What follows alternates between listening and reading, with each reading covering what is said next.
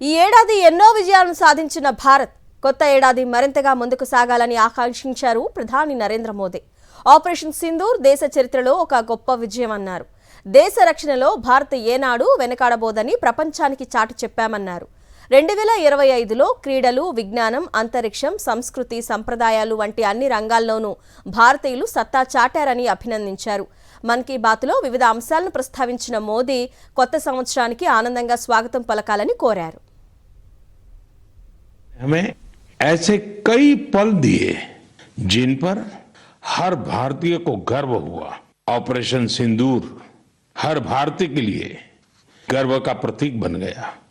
दुनिया ने साफ देखा, आज का भारत अपनी सुरक्षा से कोई समझौता नहीं करता. हमारी पुरुष क्रिकेट टीम ने